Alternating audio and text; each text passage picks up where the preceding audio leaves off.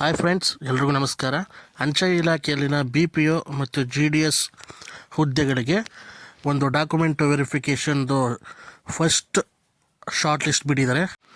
ಈ short list totally SLC merit ಏನು ತೊಗೊಂಡಿದ್ದಾರೆ marks, ಅದರ ಆಧಾರದ ಮೇಲೆ ಇದನ್ನು selection ಮಾಡಿರೋವಂಥದ್ದು.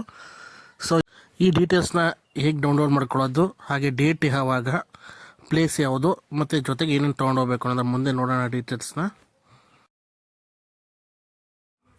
India post GDS online.in main ವೆಬ್ಸೈಟ್ಗೆ ಹೋಗಿ ನೋಡಿ, ಇಲ್ಲಿ ಕ್ಯಾಂಡಿಡೇಟ್ ಅಂತ ಕಾಣಿಸ್ತಾ ಇದೆಲ್ಲ, ಇದ್ರ ಮೇಲೆ ಕ್ಲಿಕ್ ಮಾಡಿದ್ರೆ ಸೊ ನಿಮಗೆ ಕರ್ನಾಟಕ ಅಂತ ಕಾಣಿಸುತ್ತೆ ನೋಡಿ. ಇಲ್ಲಿ ಆ ಕರ್ನಾಟಕದ ಮೇಲೆ ಕ್ಲಿಕ್ ಮಾಡಿದ್ರೆ ಅದರಲ್ಲೇ ನಿಮ್ಮದು ಕ್ಯಾಂಡಿಡೇಟ್ ಶಾರ್ಟ್ ಲಿಸ್ಟ್ ಅಂತ ಕಾಣಿಸುತ್ತೆ. ಸೊ ಅದ್ರ ಮೇಲೆ ಕ್ಲಿಕ್ ಮಾಡಿ, ಹಾಗೊಂದು PDF ಸಿಗುತ್ತೆ, ಅದನ್ನು ಡೌನ್ಲೋಡ್ ಮಾಡ್ಕೊಳ್ಳಿ.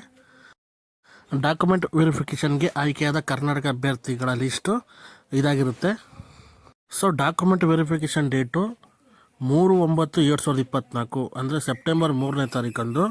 ಸೊ ಪ್ಲೇಸ್ ಎಲ್ಲಿ ಅಂದರೆ ನೋಡಿ, ಇದು ರಿಜಿಸ್ಟರ್ ನಂಬರ್ ಕೊಟ್ಟಿದ್ದಾರೆ, ಅದ್ರ ಪಕ್ಕದಲ್ಲಿ ಪರ್ಸೆಂಟೇಜ್ ಆಫ್ ಮಾರ್ಕ್ಸ್ ಒಬ್ಟೈನ್ ಅಂತ ಕೊಟ್ಟಿದ್ದಾರೆ, ಅದು ಎದುರುಗಡೆ ಕೊಟ್ಟಿದ್ದಾರೆ ನೋಡಿ, documents to be verified with.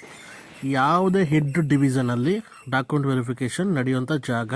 So ಇದು ನೋಡಿ, ಇದು ಬಾಗಲಕೋಟೆ ಡಿವಿಷನ್ನು, ಅದರದ್ದು ಹೆಡ್ ಡಿವಿಷನ್ ಕೂಡ ಬಾಗಲಕೋಟೆ ಡಿವಿಷನಲ್ಲಿ ಅದ್ರ ಡಾಕ್ಯುಮೆಂಟ್ ವೆರಿಫಿಕೇಷನ್ ನಡೆಯೋದು.